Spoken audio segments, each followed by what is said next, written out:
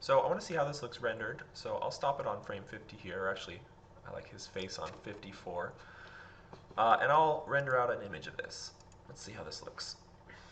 And you have to actually distinguish which camera you want to be rendering through. We have two cameras now. We have our perspective camera on the right and our render camera on the left.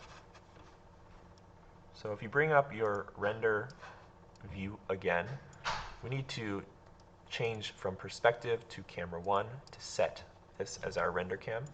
This looks pretty nice. You'll see Arnold is taking a while. It gets higher and higher resolution as it renders, so it's actually not done yet. You can see it's still rendering right here. So once it's finished rendering, it'll change down here. I think it's still working on. There we go. Yeah, it changes. It's changed, and it said it took 31 seconds to render this one frame. So you can see it takes a while to render out the entire sequence. I'm not going to make you guys render out every frame. I just want to see one frame from you guys. So pick a frame that you like and position your robot into a frame that you like.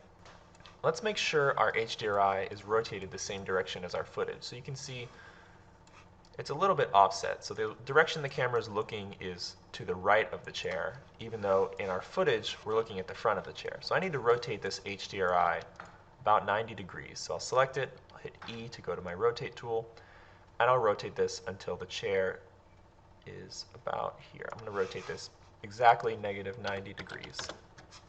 So now the silk light, or the sunlight, is coming from the left, just like it is in the scene.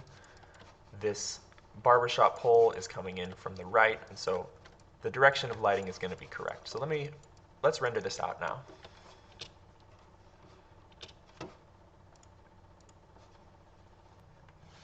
All right, so that took about 30 seconds to render.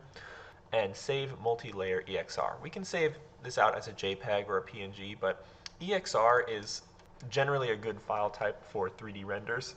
You can contain a lot more information in there that's really useful when compositing a CG image. So that's as far as I want you guys to go in Maya, just to get a general understanding of how CG is made.